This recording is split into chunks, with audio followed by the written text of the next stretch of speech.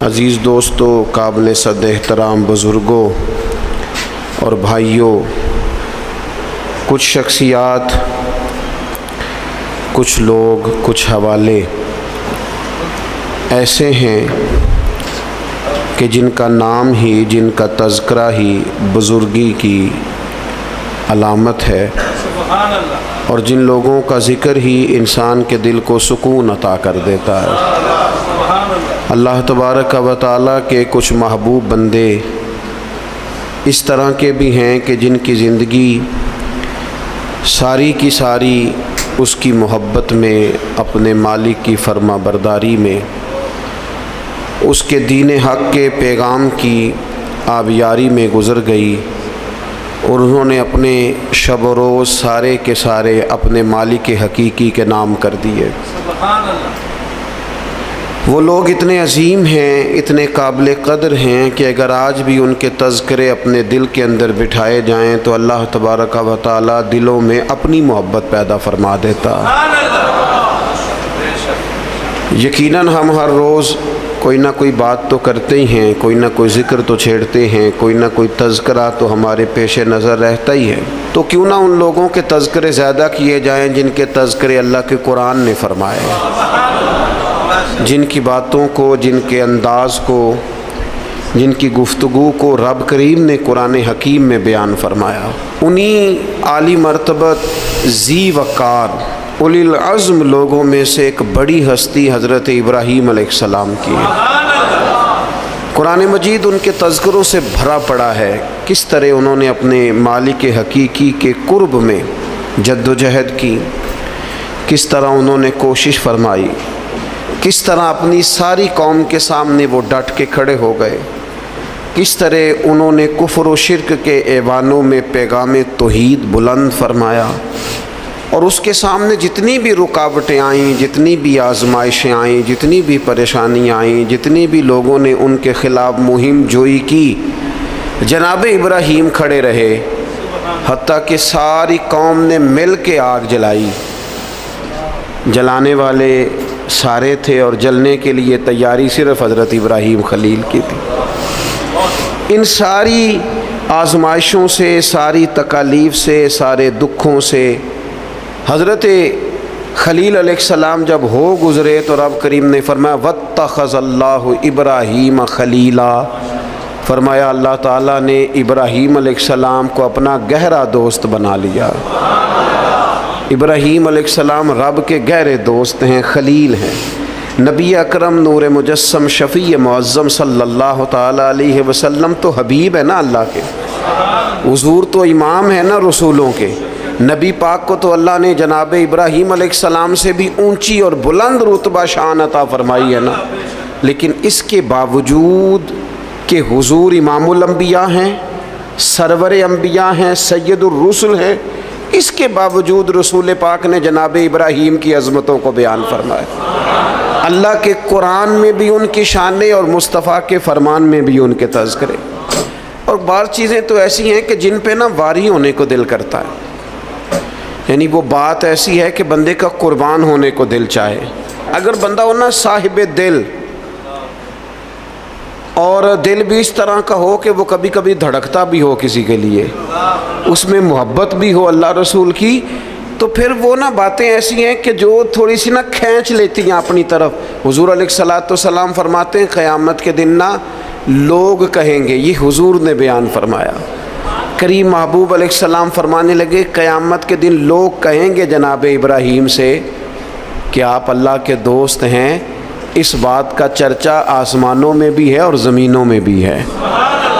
وَاتَّخَذَ اللَّهُ إِبْرَاهِيمَ خَلِيلًا، آپ رب کے دوست ہیں تو یہ بات ڈھکی چھپی نہیں، یہ محبت عروج پکڑ گئی، شہرت پا گئی، یعنی زمانے کو پتہ چل گیا کہ جناب ابراہیم اللہ کے گہرے دوست ہیں، دنیا کو اس کا پتہ چل گیا۔ حضور فرماتے ہیں یہ ذکر ہوگا قیامت کے دن۔ آپ اس شخص کی عظمت کو سمجھ سکتے ہیں کہ جن کے تذکرے، جن کے القابات، جن کی شانیں اس زبان سے بیان ہوں جس زبان سے رب چاہتا ہے کہ اس کی توحید کا تذکرہ ہو۔ قُلْ هُوَ اللَّهُ أَحَدٌ، محبوب آپ فرما دیں کہ اللہ ایک ہے، حضرت ابراہیم علیہ السلام کی عظمت، ایک شخص نے حضور کی بارگاہ میں آ کے عرض کی یا خیر البریہ، اے ساری مخلوق سے بہتر. تو محبوب نے مسکرا کے دیکھا، آنکھیں کھولی، محبت بھرے انداز میں فرمایا یہ جو تم نے مجھے خیر البریہ کہا ہے نا، یہ تو حضرت ابراہیم علیہ السلام ہے. گویا حضور فرمانے لگے یہ لقب جناب ابراہیم کا ہے. اپنے اپنے القابات ہوتے ہیں نا، آج کل القابات چوری کرنے کا بھی بڑا مزاج ہے، بڑا مزاج ہے، سب کو لقب چوری کرنے ہیں، یہ بھی میرا حصہ ہے، یہ بھی میرا حصہ ہے، یہ بھی میرا. خلیل اللہ انہی کا لقب ہے. اور حضور نے سب کی عظمتیں بیان کر کے اپنی شان، اپنی عظمت اپنی امت کو بتائی. فرمایا جناب موسیٰ کلیم اللہ ہیں اور بے شک ہیں، حضرت عیسیٰ روح اللہ ہیں اور بے شک ہیں. فرمایا جناب اسماعیل ذبیح اللہ ہیں اور بے شک ہیں، حضرت ابراہیم خلیل اللہ ہیں اور ہیں.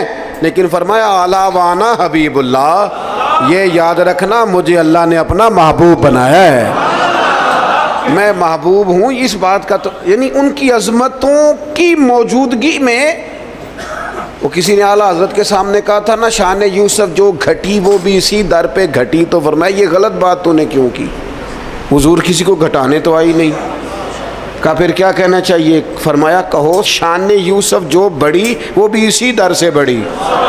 یہیں سے کرم ہوا جناب یوسف پر، ان کے تذکرے قرآن پاک میں آئے. قیامت تک جناب یوسف کا نام تلاوت کیا جائے گا. تو نبی پاک نے جناب ابراہیم علیہ السلام کی عظمتوں کو فرمایا خیر البریہ تو ان کا لقب ہے، یہ تو ان کو کہا جاتا ہے. حضور کے جو القابات ہیں وہ تو گنے نہیں نہ جا سکتے، لیکن نبی پاک علیہ الصلوۃ والسلام تو شانے دینے آئے ہیں نا، عظمت عطا فرماتے ہیں. حضرت ابراہیم کی عظمت جو امت کے دلوں میں حضور نے بٹھائی ہے، ان کی بلندی، ان کی شان، ان کا مرتبہ، ان کا مقام. میں نے کہا حضور امام الانبیاء ہیں، حضور سرور انبیاء ہیں، نبی پاک علیہ السلام امام ہیں جناب ابراہیم کے. حضرت ابراہیم نے بیت المقدس میں حضور کے پیچھے نماز ادا کی ہے. پر حضور فرمانے لگے ہر نبی نے نبیوں میں سے کسی نہ کسی کو دوست بنایا، نبیوں کی نبیوں سے دوستیاں ہوئیں. تو فوراً ذہن کی سطح پر سوال اٹھتا تھا حضور آپ کا دوست کون ہے؟ انبیاء کی صفوں میں ایک دوسرے سے دوستیاں لگیں، ہر نبی کی کسی پیغمبر سے دوستی ہوئی. تو یا رسول اللہ آپ کا دوست کون ہے؟ حضور فرمانے لگے میرے دوست وہی ہیں جنہیں اللہ نے اپنا خلیل بنایا ہے. واتخذ اللہ ابراہیم خلیلا، وہ میرے دوست ہیں جنہیں اللہ نے اپنا دوست بنایا. اور بعض چیزیں تو ایسی باریک ہیں کہ وہ جیسے بندہ زیادہ گہرائی میں نہیں اتر جاتا، زیادہ باریک ہو جاتا ہے اور چیزوں کو بڑی قریب کی سطح تک آ کے اس خوبصورتی اور اس کا حسن ملاحظہ کرتا ہے. اور انسان ان ساری نسبتوں سے بھی پیار کرتا ہے جن کا تعلق محبوب سے ہو جاتا ہے، ان گلیوں سے بھی پیار ہو جاتا ہے، ان رستوں سے بھی پیار ہو جاتا ہے. کسی نے بابا فرید سے رستہ پوچھا تھا دلی میں کسی شہر کا، کسی محلے کا، کسی علاقے کا، تو فرمانے لگے نہیں آتا. کب سے ہو دلی میں؟ فرمانے لگے سالوں بیت گئے. تو کہا گلی کا نہیں آتا؟ کہنے لگے دو رستے مجھے بالکل صحیح آتے ہیں، دو بالکل صحیح آتے ہیں رستے، بالکل پکے. ایک جو خواجہ قطب الدین صاحب کے گھر جاتا ہے، اور دوسرا اگر وہ حکم دیں تو جو واپس آتا ہے. دو رستے، ایک کو یار دی یاد پکائیے تے وہ یاد مکمل کیتی ہے. جو کام کرنے والا تھا اس میں کوتاہی، وہ اس میں کوئی قضا نہیں کسی قسم کی. تو کچھ چیزیں ایسی ہوتی ہیں یعنی بندہ نا ان جگہوں سے بھی پیار کرتا ہے جن کی محبوب سے نسبت ہو، ان تعلقات سے بھی پیار کرتا ہے. ہمارے ہاں لوگ یہ کام نہیں کرتے. ہمارے ہاں لوگ فرد واحد سے محبت کرتے ہیں، نسبتوں کو چھوڑ جاتے ہیں. ہم سادے لوگ ہیں نا. تو ایک دفعہ ایک بزرگ اور ہمارے عزیزوں میں سے ہی اور ان کی اہلیہ دونوں میاں بیوی بوڑھے تھے، تو اپنے داماد کی کچھ شکایتیں اور کچھ دکھ بیان کر رہے تھے. تو دکھ بیان کرتے کرتے کہہ رہے تھے منڈا بڑا چنگا ہے، گھر دے نہیں سو ٹھیک، منڈا بالکل ٹھیک ہے، ماں سکھاندی ہے، باپ غلط گائیڈ کرتا ہے، کوئی تھوڑا جا نقص پہنا پائیاں چ بھی ہے. تو میں ان کی باتیں سن کے ہنس پڑا. تو مجھے کہنے لگے آپ کیوں ہنس رہے ہیں؟ میں نے کہا جی بات ہے نا، نہ جس کی ماں ٹھیک نہ جس کا باپ ٹھیک، نہ جس کے وہ خود کیسے ٹھیک ہو گیا؟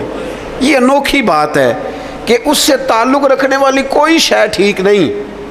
اور میں نے کہا وہ بھی اسی طرح کا ہی ہے، بس آپ اس کی خطائیں چشم پوشی کر رہے ہیں کیونکہ نباہ کرنا ہے نا، اور باقیوں سے آپ توڑنا چاہ رہے ہیں۔ یوں نہ کریں، جو ٹھیک ہوتا ہے اس کی نسبتیں بھی تقریباً، اور اگر کوتاہیاں ہوتی ہیں تو پھر کم و بیش کوتاہیاں بھی ہوتی ہی ہیں۔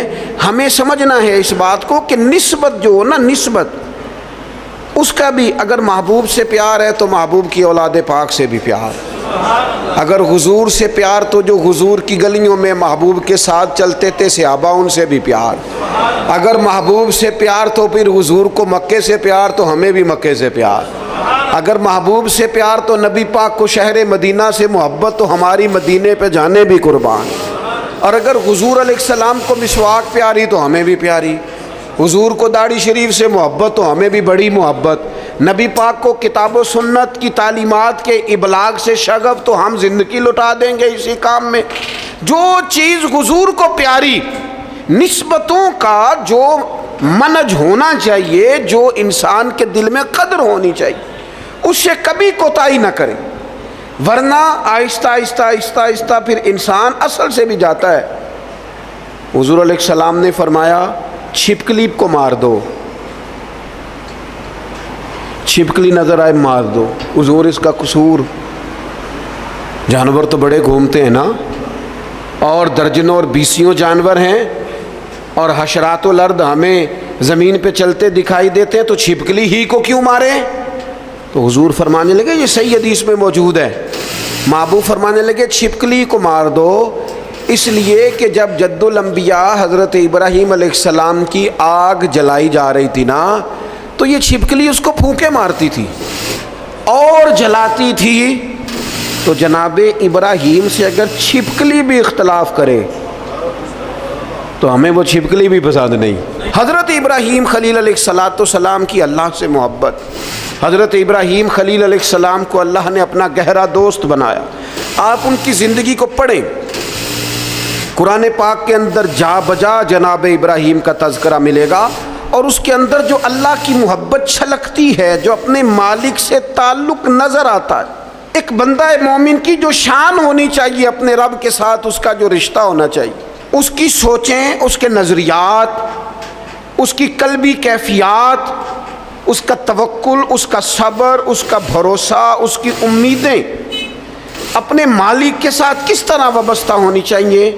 یہ جناب ابراہیم کی زندگی سے یوں نور پھوٹتا ہے کہ بنجر دل بھی آباد ہو جاتے ہیں، بے آباد روحوں پر پھول کھلنے لگتے ہیں۔ قرآن مجید کی سورہ شعراء کے اندر حضرت ابراہیم علیہ السلام کا وہ تذکرہ ملتا ہے کہ وہ اپنے رب کے بارے میں کس طرح گفتگو کرتے ہیں، اپنے مالک کا تعارف لوگوں کو کراتے ہیں تو کس طرح فرماتے ہیں الذی خلقنی فہو یہدین، میرا رب وہ ہے جس نے مجھے پیدا کیا اور وہی مجھے ہدایت بھی عطا کرے گا۔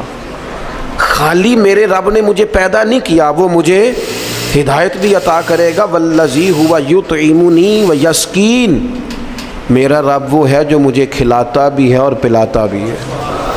وَإِذَا مَرِضْتُ فَهُوَ یشفین، فرمانے لگے جب میں بیمار ہوتا ہوں نا تو وہ مجھے شفا عطا کرتا ہے۔ یہ اللہ کرے آپ قرآن مجید کے الفاظ کی لذت محسوس کریں۔ میرا رب وہ ہے جس نے مجھے پیدا کیا، وہی مجھے ہدایت دے گا۔ میرا رب وہ ہے کہ جو مجھے کھلاتا اور پلاتا ہے۔ میرا رب وہ ہے جب میں بیمار ہوتا ہوں تو مجھے شفا دیتا ہے۔ والذی یمیتنی ثم یحیین، میرا رب وہ ہے جو میری روح قبض کرے گا، مجھے وفات دے گا، اور پھر میرا رب مجھے زندہ بھی کرے گا۔ اور فرمایا والذی اطمع ان یغفر لی خطیئتی یوم الدین، قربان جائیں، لفظ دیکھیں، عاجزی دیکھیں۔ اللہ کے نبی تو معصوم ہوتے ہیں، خطاؤں سے پاک ہوتے ہیں، لیکن فرمانے لگے پھر مجھے امید ہے کہ میرا رب قیامت کے دن میری خطائیں بھی معاف فرما دے گا، میرا رب قیامت کے دن میری خطائیں بھی معاف کر دے گا۔ یہ حضرت ابراہیم علیہ السلام اپنے مالک کا تعارف کرا رہے ہیں، تذکرہ ہو رہا ہے۔ سب سے پہلے ارشاد فرمایا الذی خلقنی فہو یہدین، میرا رب وہ ہے جس نے مجھے پیدا کیا اور وہی مجھے ہدایت دے گا۔ اللہ کریم نے نا انسان کو صرف پیدا نہیں کیا، اس کی ہدایت کا بندوبست بھی فرمایا۔ حضرت آدم علیہ السلام جب زمین میں تشریف لائے تو رب کریم نے فرمایا جو میری ہدایت کی پیروی کرے گا نا زمین پہ اتر جاؤ، اور پھر جو شخص فمن تبع ہدایا جو پیروی کرے گا نا اس ہدایت کی جو میری طرف سے آئے گی تو فلا خوف علیہم ولا ہم یحزنون، پھر اس بندے پر نہ کوئی خوف ہوگا نہ وہ غمگین ہوگا۔ اللہ کی طرف سے جو ہدایت آتی ہے، کب؟ وحی کے ذریعے، قرآن پاک کے ذریعے، اللہ تبارک و تعالیٰ کے انبیاء کے ذریعے علیہم السلام جو ہدایت آتی، جو لوگ اس ہدایت کی پیروی کرتے ہیں۔ قرآن مجید میں دوسری جگہ اللہ کریم نے فرمایا سبح اسم ربک الاعلی الذی خلق فسوی، فرمایا اپنے رب کے نام کی تسبیح کیجئے جو سب سے بلند ہے، جس نے پیدا کیا ہے، والذی قدر فہدی، جس نے اندازہ مقرر کیا ہے اور پھر جس نے ہدایت عطا فرمائی۔ رب پیدا کرتا ہے، ہدایت دیتا ہے، اور اللہ کی طرف سے جو ہدایت آتی ہے، میں ایک دفعہ پہلے بھی عرض کیا تھا، ایک ہوتا ہے کوئی دانشور آپ کو مجھے اپنی عقل کے مطابق موٹیویٹ کرتا ہے، وہ جو اپنی عقل کے مطابق ہمیں سمجھاتے ہیں اس میں نقص رہ جاتے ہیں، کمزوریاں رہ جاتی ہیں۔ نبی جو سمجھاتے ہیں وہ اللہ کی وحی کے ذریعے سمجھاتے ہیں، اس میں کوئی کمی نہیں رہتی۔ حضرت ام ایمن رضی اللہ تعالیٰ عنہا نا بیٹھ کے رو رہی تھیں حضور علیہ السلام کے وصال ظاہری کے بعد، تو جناب ابو بکر صدیق رضی اللہ تعالیٰ عنہ اور جناب فاروق اعظم رضی اللہ تعالیٰ عنہ دونوں جناب ام ایمن کے پاس بیٹھے تھے۔ حضور علیہ السلام نے فرمایا یہ میری ماں ہے جناب ام ایمن، رضائی والدہ ہیں حضور کی، بڑی خدمت کی انہوں نے، وہ رو رہی ہیں۔ تو شیخین کریمین دونوں پاس بیٹھے تھے، فرمانے لگے اماں جی آپ کیوں روتی ہیں؟ انہوں نے کہا اس لیے رو رہی ہوں کہ نبی پاک علیہ السلام کا وصال ہو گیا۔ جناب ابو بکر صدیق فرمانے لگے اللہ نے تو محبوب کو بلند شانیں عطا فرمائی ہیں، حضور کی عظمتیں تو بلند سے بلند تر ہیں وصال کے بعد بھی۔ تو حضرت ام ایمن نے جو جملے کہے وہ بڑے سمجھنے والے ہیں، فرمانے لگی میں رو اس لیے رہی ہوں کہ حضور موجود تھے ظاہری طور پر، تو جو آسمان سے وحی آتی تھی نا وہ سلسلہ ختم ہو گیا، وہ جو اللہ کا بندوں سے رابطہ تھا، وہ جو وحی آتی تھی وہ سلسلہ منقطع ہو گیا۔ تو اللہ تعالیٰ اپنے بندوں کی ہدایت کا بندوبست کرتا ہے، جناب ابراہیم فرما رہے ہیں، قرآن مجید اس کا تذکرہ کر رہا ہے۔ ہمیں وہ ہدایت لینی چاہیے جو کتاب و سنت سے ہمیں ملتی ہے، وہ رہنما اصول لینے چاہیے جو ہمیں کتاب و سنت سے میسر آتے ہیں۔ ہمارے ہاں برادری کے رسم و رواج، قبائلی رسم و رواج، علاقائی ضروریات، اور پھر یہ کہ میں اب چونکہ فیشن بدل گیا، اب چونکہ حالات بدل گئے، اس تناظر میں ہم اپنی زندگی کو ترتیب دیتے ہیں، نتیجہ جو نکلتا ہے کہ زمانہ گزر گیا ہے، ہمارے حالات بہتر ہونے کو آ ہی نہیں رہے۔ تو حضرت ابراہیم فرماتے ہیں رب نے مجھے پیدا کیا اور میرا رب مجھے ہدایت بھی عطا فرماتا ہے۔ پھر فرمایا والذی ہوا یطعمنی ویسقین، میرا رب وہ ہے جو مجھے کھلاتا بھی ہے اور پلاتا بھی ہے۔ کھلاتا پلاتا کون ہے؟ یہ چونکہ بات حضرت ابراہیم کی ہے اور بیان قرآن مجید فرما رہا ہے، بات میں گہرائی بڑی ہے۔ فرمایا میرا رب وہ ہے جو مجھے کھلاتا بھی ہے، اور پہلے تو اس نے بندوبست کیا، زمین میں اناج پیدا کیا، اور پھر مختلف انواع و اقسام کی چیزیں پیدا کی، گندم بھی ہے، جو بھی ہے، مکئی بھی ہے، جس کی طبیعت کو جو موافق ہے وہ لے سکتا ہے، ہر قسم کی چیزیں پیدا کی۔ اور جناب ابراہیم کہتے ہیں یہ میرا رب ہی کھلاتا پلاتا ہے، یہ ساری چیزیں پیدا کرنے کے بعد پھر بھی اگر سے دے تبھی بندہ کھا سکتا ہے، خدا نہ خواستہ منہ میں زخم ہو جائے تو بندہ کھا سکتا ہے؟ پکی ہوئی ہے چیز، آ گئی ہے آپ کے سامنے پڑی ہے، نہیں کھا سکتے۔ کھائیں گے کب؟ جب رب کھلائے گا۔ پئیں گے کب؟ جب رب پلائے گا۔ سامنے چیزیں پڑی ہیں، بہترین بنی ہوئی ہے، وہ کہتا ہے میرا معدہ قبول نہیں کرتا، اب میں اس کو ہضم نہیں کر پاتا، اب میری طبیعت کے ساتھ جناب ابراہیم علیہ السلام کی باتیں، رب کی محبت میں کی ہوئی باتیں، اللہ کے پیار میں کی ہوئی باتیں، فرمانے لگے کھلاتا بھی اللہ ہے، پلاتا بھی اللہ۔ میرے نبی پاک علیہ السلام نے اس بات کو بڑا کھول کے بیان کیا جب سرور کائنات صلی اللہ علیہ وسلم نے وصلی روزے رکھے نا، مسلسل روزے، سرکار افطار نہیں کرتے، مسلسل روزہ رکھ لیتے. تو بعض صحابہ نے بھی رکھے تو ان کی طبیعت میں نکاہت آ گئی، علیل ہو گئے. تو حضور نے فرمایا تم میں میری مثل کون ہے؟ فرمایا میں تو اپنے رب کے پاس رات گزارتا ہوں، مجھے کھلا بھی دیتا ہے پلا بھی دیتا ہے.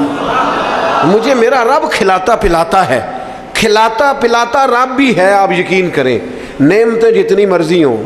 والذی ہوا یطعمنی ویسقین، جناب ابراہیم کہتے ہیں میرا رب مجھے کھلاتا ہے اور میرا رب ہی مجھے. پھر حضرت ابراہیم آگے فرماتے ہیں وَإِذَا مَرِضْتُ فَهُوَ يَشْفِينِ، وَإِذَا مَرِضْتُ فَهُوَ يَشْفِينِ. فرمایا جب میں بیمار ہوتا ہوں تو میرا رب مجھے شفا. سبحان اللہ. جناب ابراہیم کا انداز دیکھیے، فرمایا بیمار میں ہوتا ہوں، یہ نہیں فرمایا وہ بیمار کرتا ہے، بیمار میں ہوتا ہوں. یہ عاجزی دیکھیں، یہ تعلیم امت دیکھیں، یہ سمجھانے کا انداز دیکھیں. جب میں بیمار ہوتا ہوں نا وہ مجھے شفا عطا کرتا ہے. اللہ کے انبیاء کرام علیہم السلام یا اولیاء کرام جب بیمار ہوتے ہیں نا تو ان کی بیماری آزمائش ہوتی ہے، ان کے درجات کی بلندی ہوتی ہے، اللہ کا قرب اور بڑھتا ہے. ان کی بیماری معاذ اللہ کسی قسم کی سزا نہیں ہوتی. لیکن میری اور آپ کی طرح کے لوگ، ہم جو گناہگار لوگ ہیں، ہم کیوں بیمار ہوتے ہیں جی؟ شوگر کیوں ہوتی ہے؟ زیادہ میٹھا کھایا، اپنے جسم کو آرام دہ کیا، کوئی ورزش نہیں کی، کوئی کوشش نہیں کی، کوئی جد و جہد نہیں کی. مومن کی زندگی اس طرح نہیں ہوتی کہ وہ ساری بستر کی نظر کر دے، وہ موبائل لے کے لیٹا ہے تو لیٹا ہی لیٹا ہے. یہ اس کی لائف نہیں ہوتی. مومن کی زندگی فعال ہوتی ہے، جد و جہد والی ہوتی ہے، کوشش والی ہوتی ہے، اس کے اندر ہمت اور توانائی پائی جاتی ہے. مومن کا کام ہے مسلسل آگے بڑھنا، کوشش کرنا. لیکن ہمارے ہاں اب وہ سستی، وہ روایتی آرام طلبی، اقبال کہنے لگے لہو مجھ کو رلاتی ہے جوانوں کی تن آسانی. تو یہ اسی طرح جو لوگ زیادہ چکنائی استعمال کرتے ہیں، وہ بد پرہیزی کرتے ہیں، زیادہ مرغ اور زیادہ مسالہ جات چیزیں استعمال کرتے ہیں تو کولیسٹرول ہو جاتا ہے، خدا نخواستہ دل کے امراض بڑھ جاتے ہیں اور بہت سارے امراض لاحق ہو جاتے ہیں. تو یہ ہماری جو بیماریاں ہیں نا وہ تو ہماری وجہ سے ہیں. تو جناب ابراہیم علیہ السلام فرمانے لگے جب میں بیمار ہوتا ہوں تو میرا رب مجھے شفا دیتا ہے. میں نے کہا اللہ کے نبی جو ہوتے ہیں، پیغمبر جو ہوتے ہیں، ان کی بیماری تو کسی ان کی معاذ اللہ کمزوری کی وجہ سے نہیں ہوتی، وہ تو معصوم ہے. فرمایا جب میں بیمار ہوتا ہوں، ہماری تعلیم کے لیے فرمایا جب میں بیمار ہوتا ہوں، کمزوری کی، غلطی کی، بیمار ہو گئے، لیکن وہ بڑا کریم ہے، وہ اپنے فضل سے شفا عطا فرما دیتا ہے. وہ اپنے بندوں کو، نبی پاک علیہ الصلوۃ والسلام فرماتے ہیں رب نے کوئی بیماری نہیں پیدا کی جس کی دوا نہ پیدا کی ہو. وہ میں اکثر کہتا ہوں بعض لوگ تھوڑے زیادہ نیک ہو جاتے ہیں، نیکی بھی تھوڑی چند قدم آگے گزار لیتے ہیں شریعت سے آگے، کچھ زیادہ ہی پرہیزگار ہو جاتے ہیں. وہ خدا کے بندے دائرہ شریعت کے اندر حضور نے منع فرمایا تھا ساری رات کھڑے ہو کے عبادت نہ کرنا، کچھ دیر آرام بھی کرنا. جی میں نے عبادت ہی کی ہو، بھائی عبادت کر، پر جو دین تجھے بتاتا ہے اس کے دائرے میں رہ. وہ جی ہم دوائی نہیں استعمال کریں گے، ہمارا اللہ پہ بھروسہ ہے. او خدا کے بندے جب حضور فرما رہے ہیں، نبی کریم فرما رہے ہیں کہ اللہ نے کوئی مرض ایسا نہیں پیدا کیا جس کی دوا پیدا نہ کی ہو سوائے بڑھاپے اور موت کے. بوڑھا بھی انسان نے ہونا ہے، مر بھی انسان نے جانا ہے، اس کی دوا کوئی نہیں. باقی اللہ نے ہر بیماری کی دوائی پیدا کیا، اور دیکھ لے وقت کے ساتھ ساتھ وہ دوائیاں دریافت ہو رہی ہیں. تو فرمایا میں بیمار ہوتا ہوں، میرا رب مجھے. حضرت امام جعفر صادق اس آیت کے تحت کیا فرماتے ہیں؟ فرماتے ہیں یہ ہماری تعلیم کے لیے نا، جب میں بیمار ہوتا ہوں تو میرا رب مجھے شفا عطا کرتا ہے. امام جعفر صادق فرماتے ہیں جب لوگ گناہ کر کے بیمار ہوتے ہیں نا تو اللہ انہیں توبہ کی توفیق دے کے شفا عطا فرما دیتا. حضرت شیخ ابو بکر شبلی رحمۃ اللہ علیہ فرمانے لگے جب لوگ دنیا میں پوری طرح محو ہو جاتے ہیں اور دنیا داری کر کر کے بیمار ہو جاتے ہیں، پھر رب جب فضل کرے اور اپنے دیدار کی لذت پیدا کر دے تو اس کا مطلب ہے رب لذت پیدا کر کے شفا عطا فرما رہا. جب میں بیمار ہوتا ہوں تو پھر میرا رب مجھے شفا عطا کرتا ہے. والذی یمیتنی ثم یحیین، فرمایا وہی مجھے وفات دے گا اور پھر وہی مجھے زندہ بھی کرے گا، پھر کھڑا کرے گا قیامت کے دن مجھے. اور فرمایا والذی اطمع، مجھے امید لگ گئی ہے. اعلیٰ حضرت نے ترجمہ کیا ہے مجھے آس لگی ہے، یہ میری آس ہے. کیا؟ ان یغفر لی خطیئتی، کہ وہ میری خطائیں بخش دے گا. میں نے کہا انبیاء معصوم ہوتے ہیں، یہ بھی ہماری تعلیم کی. امید رکھو کسی جگہ بھی، کسی مقام پر نا امید نہ ہونا. اللہ معاف کرنے والا. امید لگی ہے کہ وہ میری خطائیں بخش دے گا. کب؟ یوم الدین، قیامت کے دن.